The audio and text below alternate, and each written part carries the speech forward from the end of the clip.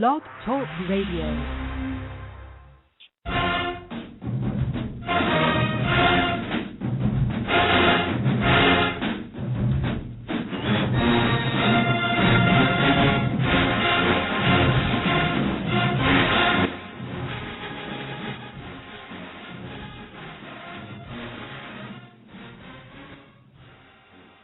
Behold, how good and how pleasant it is for brethren to dwell together in unity. This is Choppin It Up, brought to you by the Marching Podcast and Blog Talk Radio. I'm your host, Joe Beard, and happy to be of service for you today. Today is September 9th, 2012, 3 o'clock on the West Coast, 6 o'clock on the East Coast. Today, we chop it up with Stuart Pompel. Stuart Pompel is a founding instructor with the Pacific Crest Youth Arts Organization. I found Stuart online when I first decided to start giving back to the community. I first wanted to have a battle of the bands in L.A., and then that kind of morphed into wanting to start my own drum and bugle corps, and then that kind of morphed into creating a music art school. And through my research, I found Pacific Crest and contacted Stuart. He was very helpful in getting me started and really had some really good advice for me. And now we have the Marching Podcast, where I still want to accomplish promoting fine arts among youth. And I went back to find Stuart to make sure he was a guest on the show today. So please call in and talk to Stuart today at 718-664-6025. That's 718-664-6025. You can email the show, marchingpodcast@gmail.com, or you can tweet us at marchingpodcast. So without further ado, ladies and gentlemen, Mr. Stuart Pompel. How you doing, Stuart? I'm doing great, Joe. Thank you for having me on the show. Well, I really appreciate first time you actually helped me and took the time out and, went over those things with me, and really appreciate you being on the show today. I hope I can return the favor and get some more people aware about Pacific Crest. So let's get right into it. Stuart, where are you from? Well, I'm actually a Southern California guy, born and raised in the region. Actually was born in the San Fernando Valley, and then kind of moved around a little bit as I grew up and finished high school in Anaheim at Savannah High School.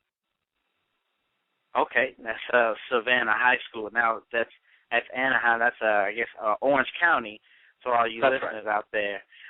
Now, did you play in any ensembles when you were in high school? Oh, sure. Yeah, I was involved in band. I've been involved in music since I was in fourth grade, and played a variety of instruments. But, in high school I was in the marching band, the wind ensemble, the jazz ensemble, and we had at the time, the drumline circuit, the winter drumline circuit, as we know it now, was just starting up, and we were trying to get something going just before I graduated. Okay, that's really interesting.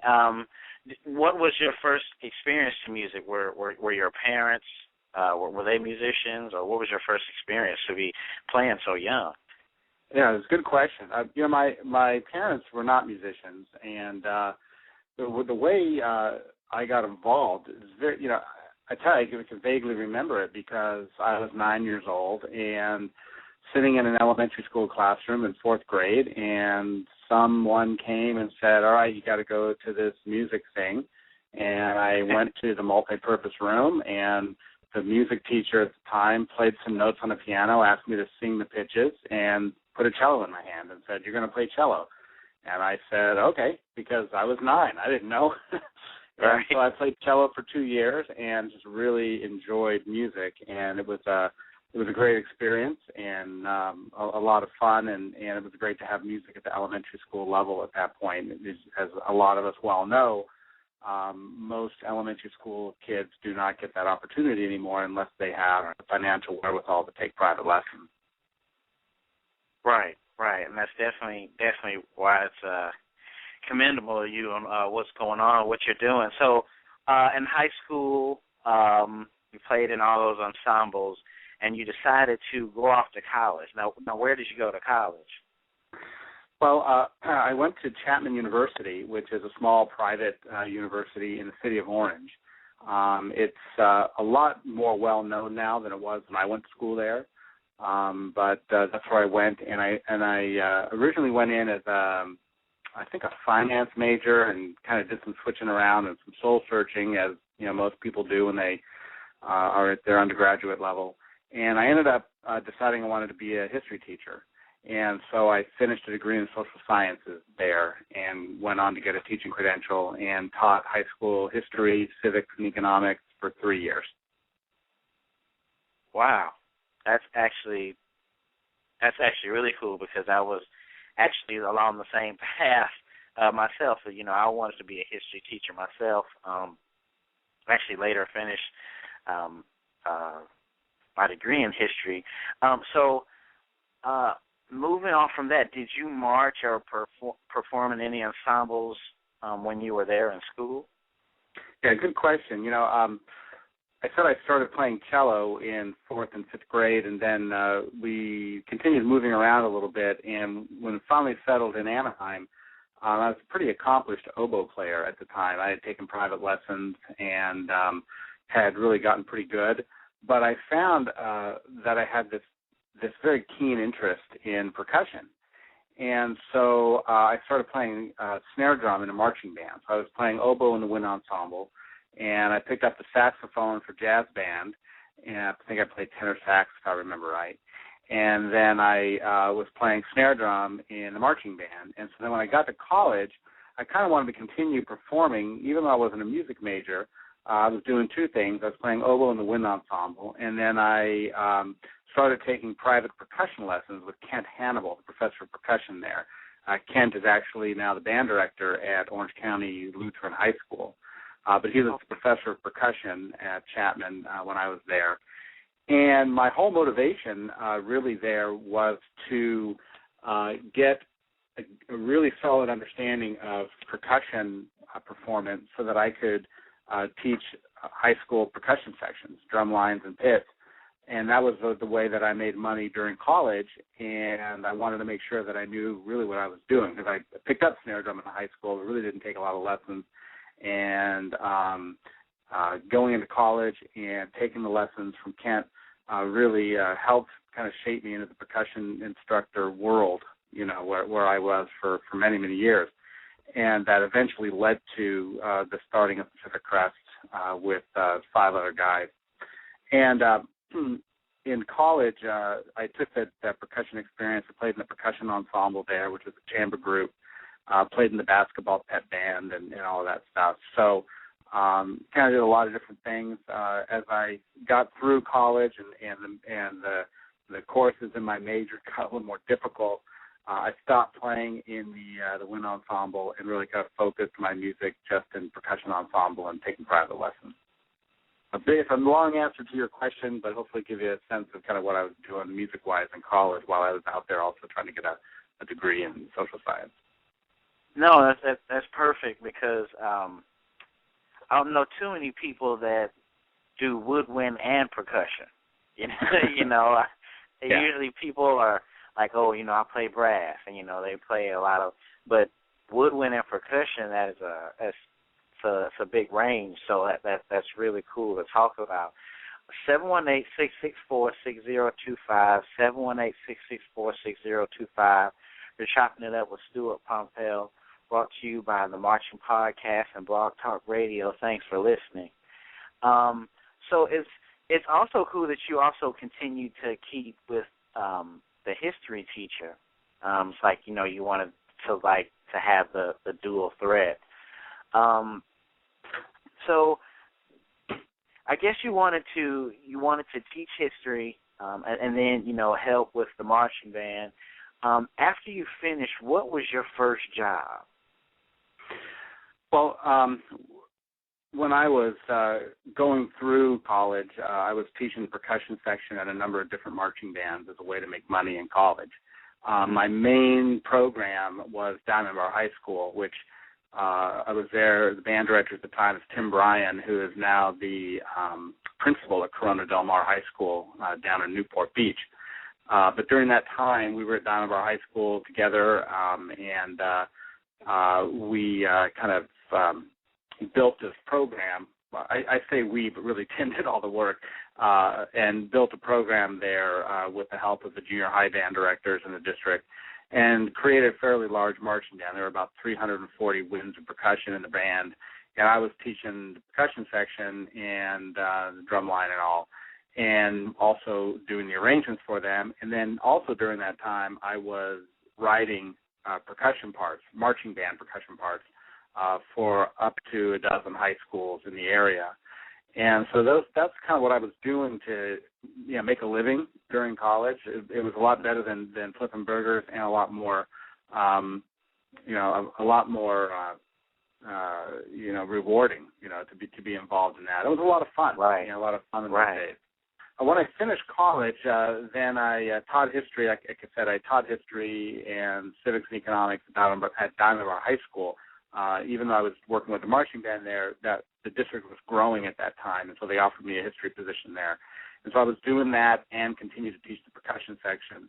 And I taught history there, as I said, for 3 years. And then a person I was working with at Chapman University, I was working part-time in one of the offices there, offered me a position that seemed very intriguing. And so I left the teaching profession and went back to Chapman University, but not as a student, obviously, but as an employee, as an administrator. And then I continued working with Diamond Bar High School percussion section, and I think I continued all the way up until about 2003.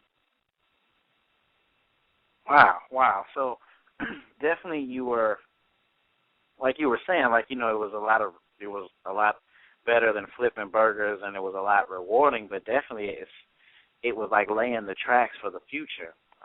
Especially for like where you are now, it's really interesting that you and it's really helpful too that hopefully a lot of the young listeners that you got your feet wet doing volunteering and helping out, and that's just as good as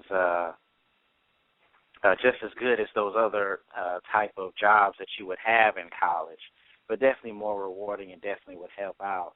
So. Mm-hmm. How did you start Pacific Crest? Because really, it sounds like you're already like building a network of folks, and you're mm-hmm. already instructing people. How did that kind of morph into Pacific Crest? Well, one of the things I left out is that in 1988, I performed one season with a drum and bugle corps in Southern California called the Velvet Knights. And they'd been around since 1967. They had subsequently went out of business in 1997. But there's a new group out called VK, which kind of harkens back to them, but it's not related to that group. Having said that, though, in 1988, I performed there, and it was probably one of the most transformative experiences of my life, because being in a drum and bugle corps means that you are in a group with a bunch of like-minded men and women, young mm-hmm. men and women, really at the time, who really just have this singular passion for performing outdoors in front of thousands of people, doing a high-quality field show. And the Velvet Knights at the time were a top 12 group in DCI who came in 8th place that year.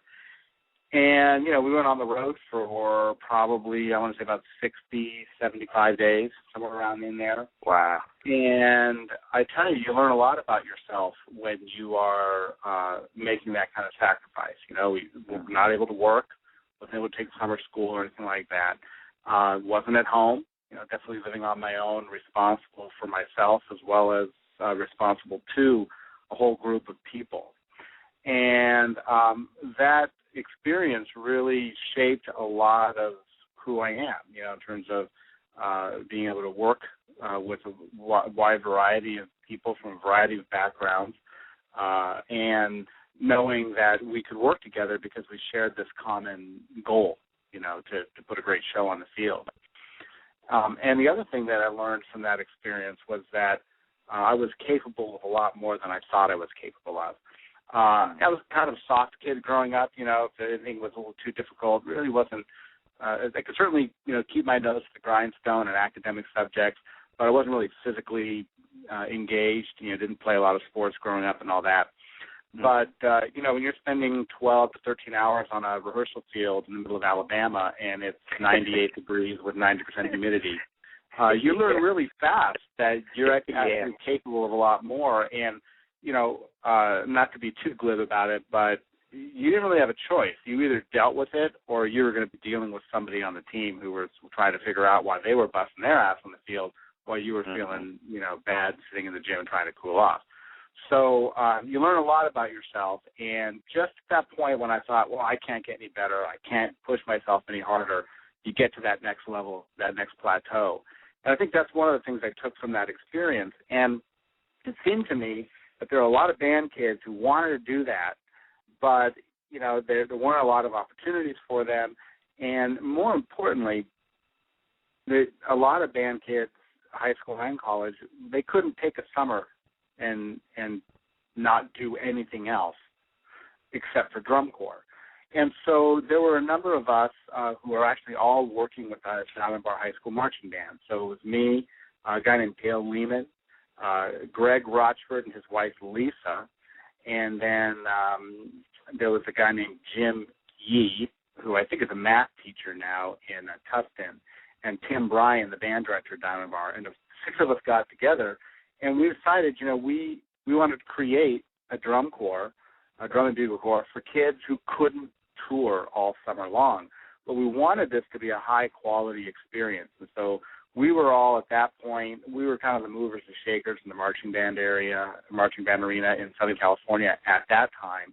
You're talking about the mid to late 80s, early 90s. And so in 1992, we kind of created this thing. We had a founding board member, Dr. Martin Rochford, who cashed in one of his retirements and used that money to purchase our first set of bugles, because we were using bugles at the time, obviously. We rented or borrowed drums from Diamond Bar High School. We borrowed uniforms at the time from Magnolia High School in Anaheim. And we had 33 kids together, and we put a show together and went out in the summer and performed. And it kind of grew from there. And the whole point of the thing, as I mentioned, was to try and get these high-quality kids who wanted to be in a group with other high-quality performers, talented and committed performers, who were serious about being good, and kind of put them together in a group where they could relate to one another, have a great time playing with a great staff of quality teachers, good designers and all, but didn't have the time to tour, take a whole summer off like I did with the Velvet Knights. Now, since then, without getting ahead here, I know in your interview, since then the Corps has, transformed into the kind of Corps it was that Velvet Knights was, or that you see today with the world class touring around the country and being on the road for long periods of time. But at that time, when we started the Corps, those were the six guys who put it together, and that was the reason behind it at the time.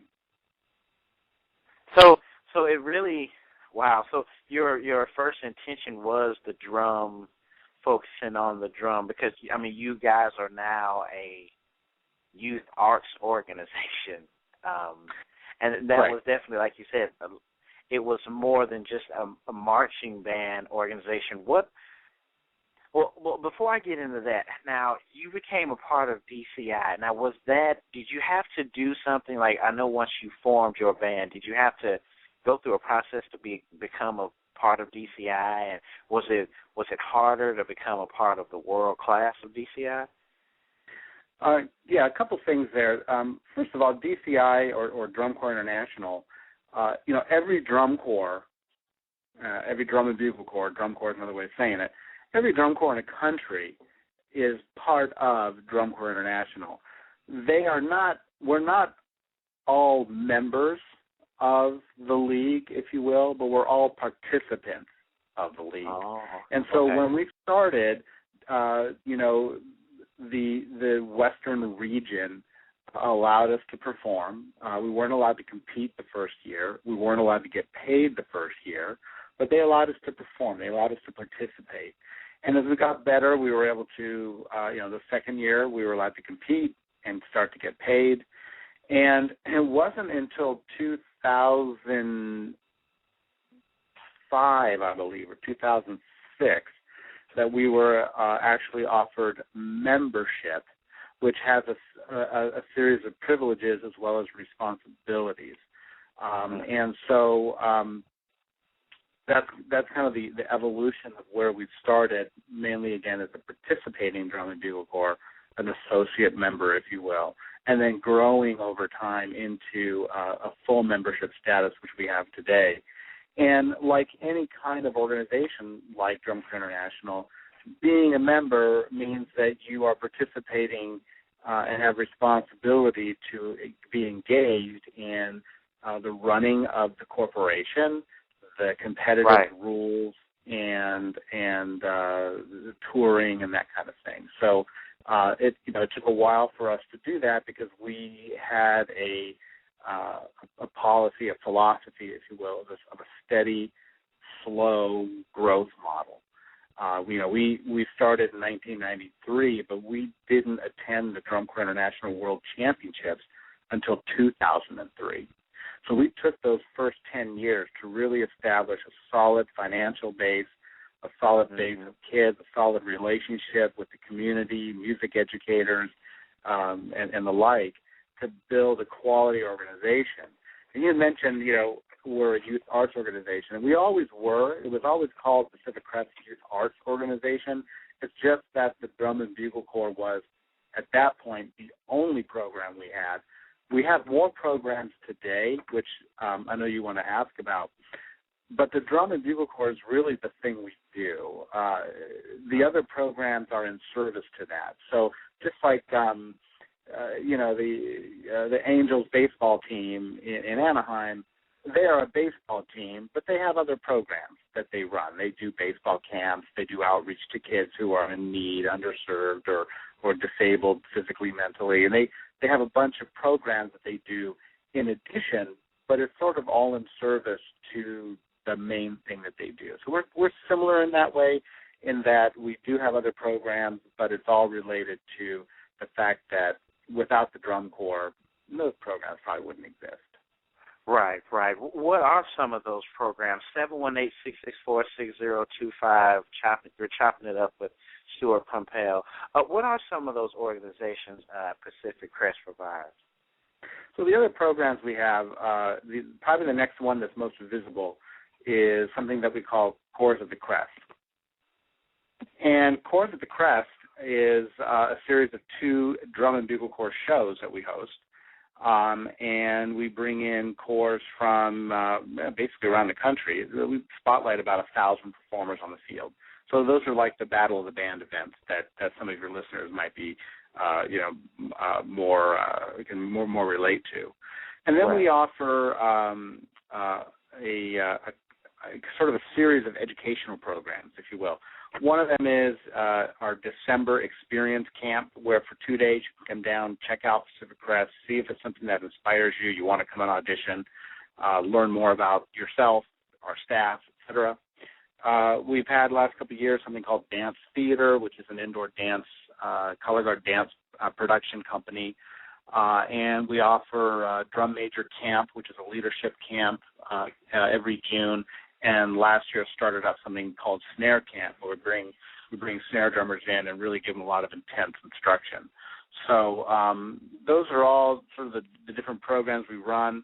And then the most recent one, or the newest one, is something we call School Outreach, where going back to those Battle of the Band shows, we offer high school band students an opportunity to get into those shows for only $5 a ticket.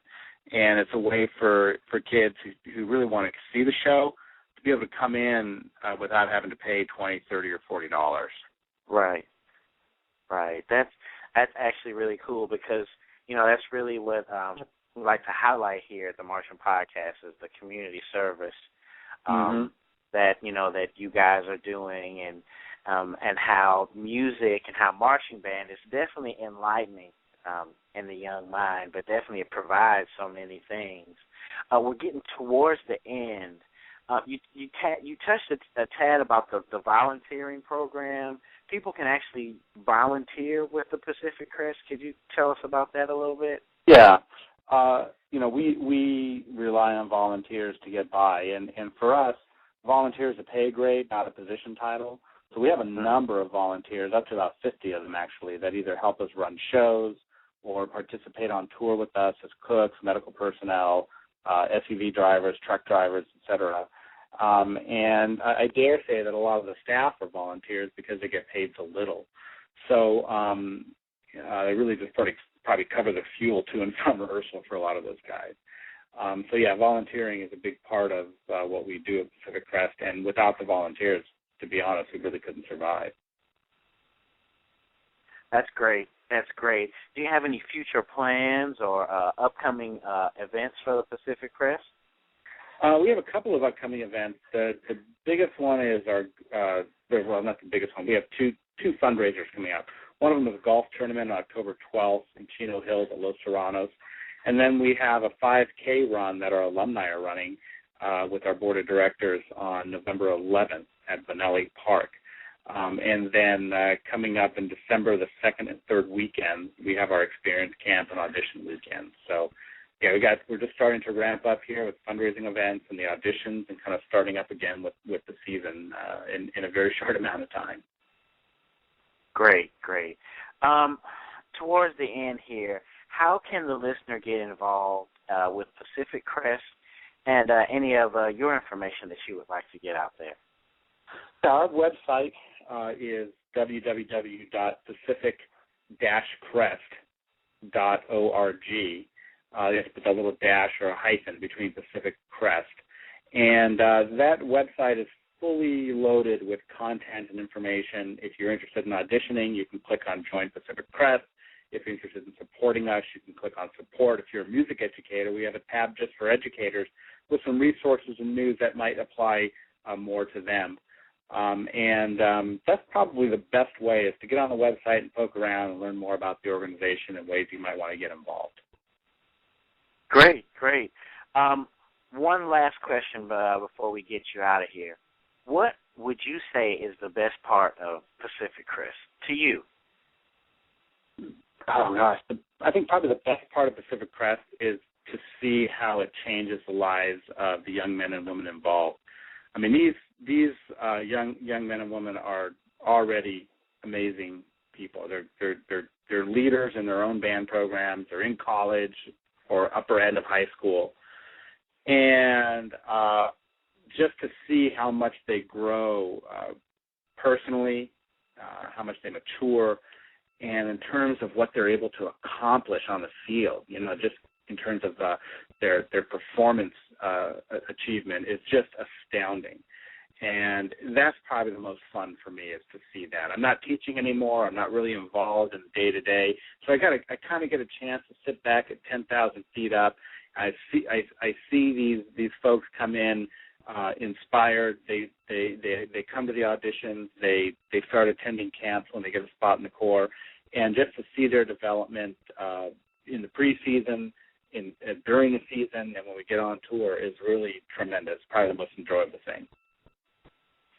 That's outstanding, Stuart. We really appreciate you being on today. You guys also have a Facebook page, and also you also have a Twitter, I believe. Yes. It's PC Drum Corps, That's I believe, so people can get a hold of you on Twitter. So that's all the time we have for today. For the show, we always want to thank God first and foremost. We want to thank Mr. Stuart Pompel and the Pacific Crest Youth Organization. We wish you much success. Check out the website at www.themarchingpodcast.com. Like us on Facebook. Follow us on Twitter. Thanks to you for listening. And remember, the eye is a better pupil and more willing than the ear. Advice may be misleading, but examples are always clear. See you next time.